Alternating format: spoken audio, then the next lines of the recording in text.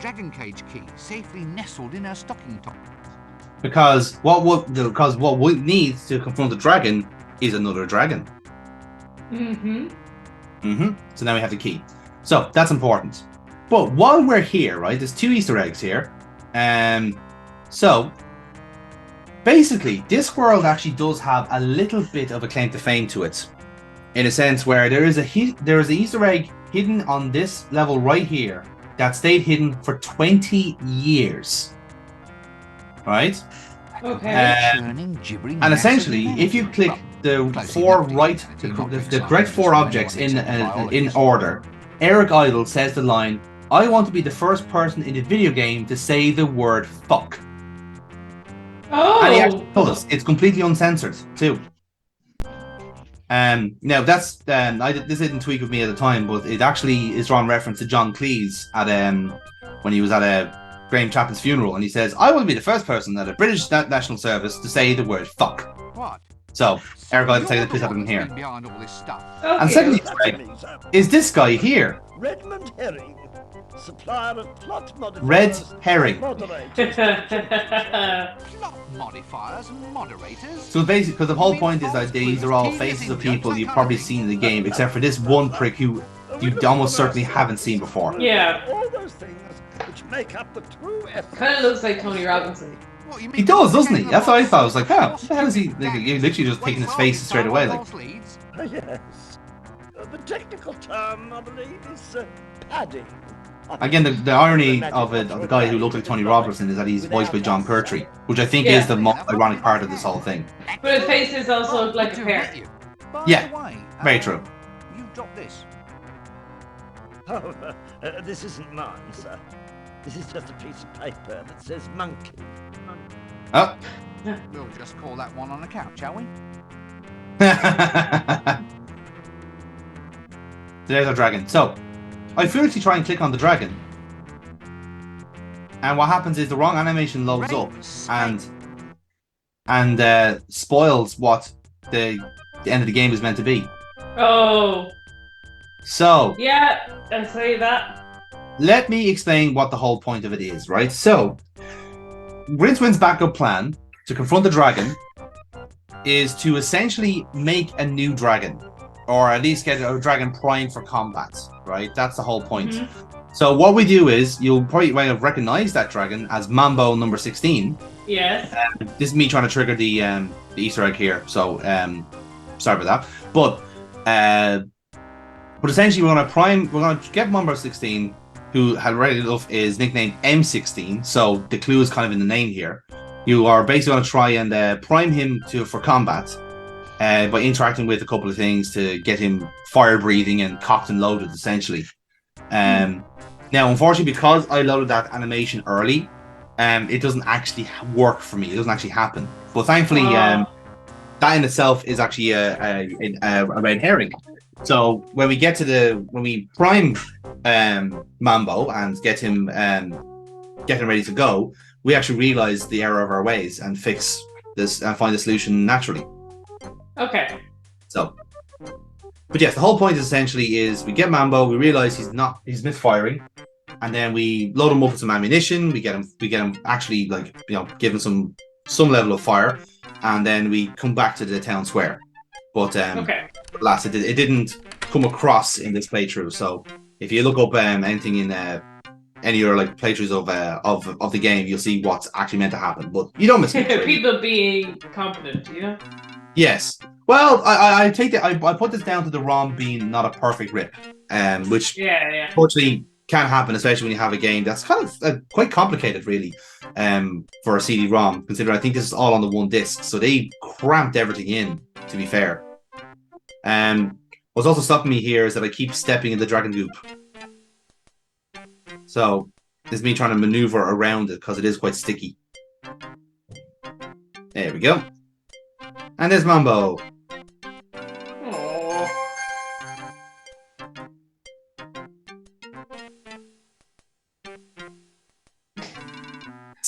Yep.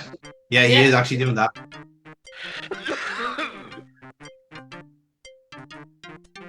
So the clue is essentially that like you're treating the dragon as if he's a rifle. Yeah. and hence why he's also referred to in text as M16. Mhm. Apparently, he has a carbine rifle. So yeah, so that's the whole premise of this level is then to try and fire back at the dragon, and then the dragon will go again. Where the whole point is that every time we try and shoot with Mambo, the shot's gonna miss because we keep aiming for vulnerables that aren't there. Right. The Burpbot, if we're aiming for a dragon's vulnerables and they're missing, what do you think that implies?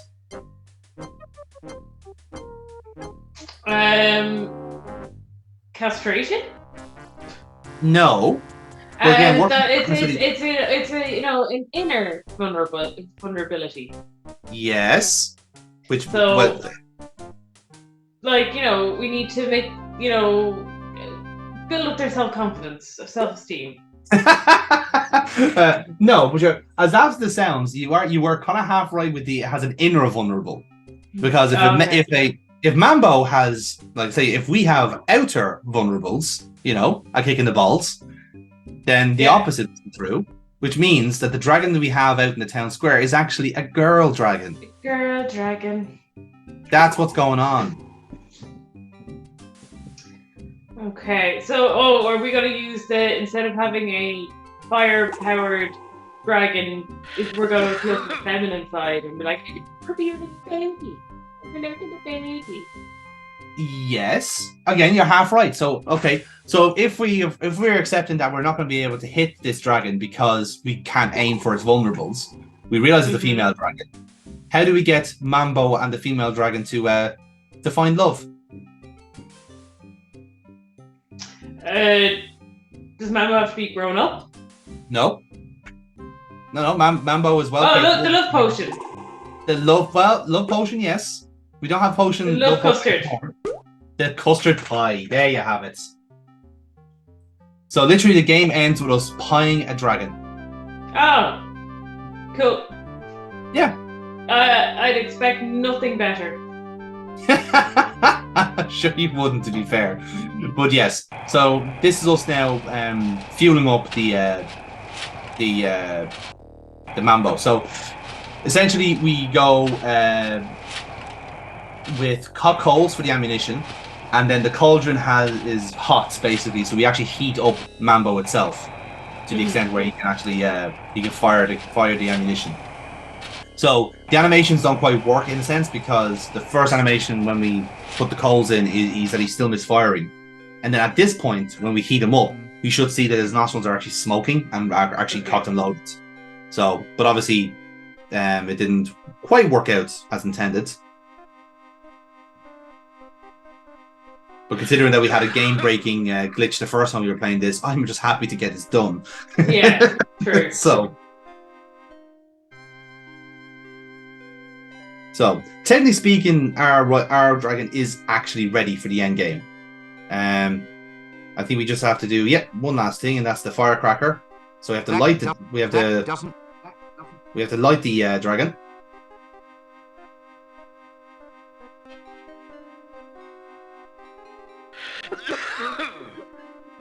So yes, so unfortunately at this stage it's given us the same one, but at this point the Mambo is ready to go.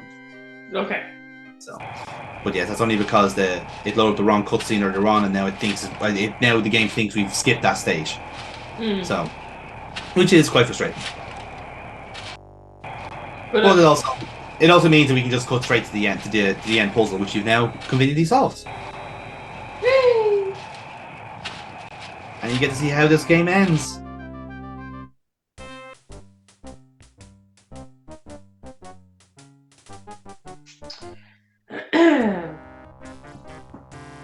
So back to the square we go with our fully cocked Mambo. Let's just pretend he shot and missed the dragon.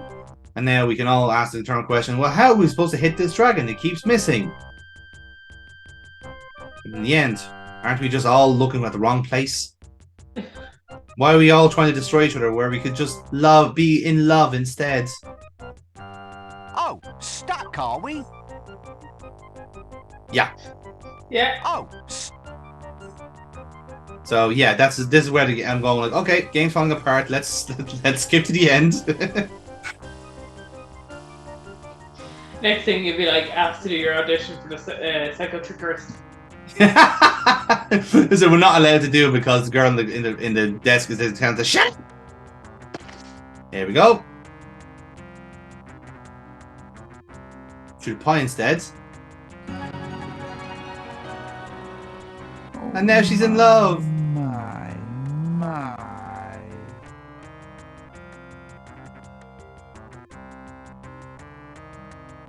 And what happens? The two fly off in love. Because that was the whole puzzle, was to try and work out there was actually a female dragon the whole time. It's a girl. Oh, okay. And now look at him. A female? Yes, Rincewind, they actually do exist. Heat too. They always get stroppy when they're feeling a little, overheated. Mm-hmm. That's one way to call it. Good grief. So the real hero By mother's is hand warmers. the dragon breeder. The dragon Yeah. sentry. Miss Ramkin? Yeah, Lady Ramkin is the real hero because she bred dragons and was able to sex one. Mm-hmm. It's hard. Of course, she never told us this at the time. She would have said, guys, it's a female dragon, hint fucking hint. Well, But clearly she was in a delirious panic state, she couldn't tell us. Has artistic integrity. And flying around like there's no tomorrow. Isn't that pretty? It's got an interesting No, seductive it is technique. quite pretty. Isn't it? The story is a happy end. The world is not getting destroyed by a Lots of energy tempestuous anyway. dragon. Mambo's still hanging in there, even though he's supposed to be the runt of the litter. Yeah. Pub, anyone? Pup! But yeah. Fine. Pup! Pup! No, we're gonna see you killed, but Yeah. Does that mean we still get sausages? Anybody? No? Just me then. And with that, our adventure in the Discworld ends with two happy dragons in love. aww. Dragons in love. Dragons are having a party. They say thank you. They say thank you and they start eating people. Oh, hey, Death. Death. Oh. Oh, this is awkward now. He's late. He's late for the party. I had to see about a shipwreck. Yeah, his timekeeping is not the best. No. Hmm. Look, lad, these are all just excuses, okay? My room didn't come back. That's why Rincewind is still alive. Yeah. That's why everyone's still alive. Mm. I just love the logic of that. It's like, oh, we all didn't die today. Yeah, it must have been a delay on the train or something. It's not my fault. Just don't Ah. blame me. Damn you and your incompetence, Death. Aww, he's sulking now. Yeah. I didn't get to kill anybody today. And that's it. That's the credits. Woo! That's Discworld done and dusted. So, Burpo, you played part of this game and then kind of watched the rest of it. Mhm. What did you make of the Discworld? Because again, old game has its kind of clunkiness to it, but yeah, it has its kind of charm as well. So I'd like to see what Oh do you no, think? I absolutely loved it. Definitely my sense of ridiculous logic. Even like that last kind of thing that was really confusing with the snake, the starch snake. You know,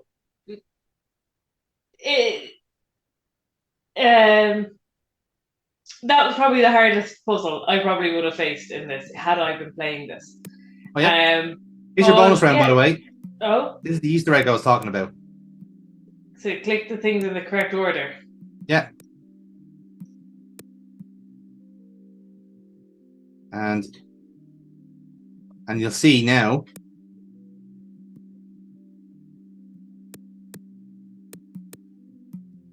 the first person in the game to say fuck. There you go. He actually does say it. Completely uncensored as well. That Easter egg was hidden for 20 years. In fact, in the second game, they draw a reference to the fact that no one has found it by actually like showing you where it actually, well, not to say where it is, but basically draw a reference to there being an audio file of it.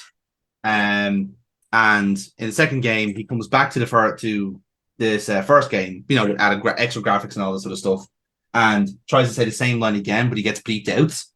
And Rincewind in the past goes, "Nah, mate, I already done that." It's like, but nobody noticed. No one found this. Like, still counts, man. So it was only when they were ripping this for, like, you know, for Romidus, people found the audio file of it, then tried to find where it was, and therefore they found it in the crowd. So it might actually come down as be one of the best hidden Easter eggs in the video game. Yeah, that's brilliant. I love that kind of Easter egg type thing. The fact that it went on for so long, that's just genius. Yeah, no, really happy with the game. The voice acting was good. Obviously, the clunkiness and the age and the bad ROMs that we got kind of put a dampener on the whole playthrough of it, since I didn't get to play much of it. But absolutely loved luggage. Absolutely loved some of the bizarre character dramas that you unfolded as you went throughout the game. Yeah. The puzzles were probably on the more difficult side of things, just because you had to be in the Moon Logic brain and playing this in different blocks.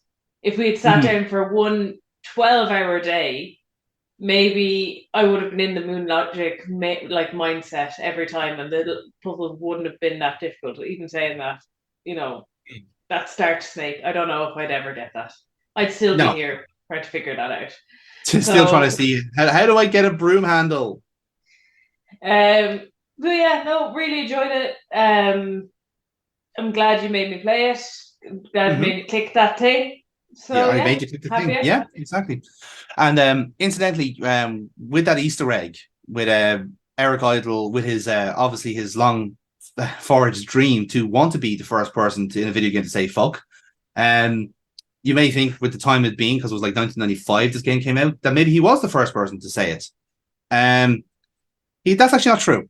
He is the second person in a game to say fuck, because a first-person shooter came out a week before Discworld. So technically, even though Discworld was probably in production for a year or two before this first-person shooter, it literally goes by, you know, when it was released. So this FPS had the F word before this game did. So unfortunately, Eric Idle does not get an honor. He missed out by 1 full week, if you can believe that. That's heartbreaking. Isn't it just? But yeah, I do also have a very soft spot for Discworld as well, mainly because it's just a strange artifact of a video game, because this is abandonware. You can play this for free. You can download the ROM and play it to your leisure. And I find it remarkable because, like, Psygnosis is a fairly well-known game studio. You know, I know them mostly for different games, namely, for some reason, the F1 games was their kind of claim to fame. But I think they also did the driver games as well. Yeah, they're actually from Liverpool, and they did not know that. Yeah, they're actually a Liverpool studio. But the remarkable thing is, you'd probably know them. You know them for Shadow of the Beast, which is probably their most famous game from the Atari. But you also know them for Wipeout as well.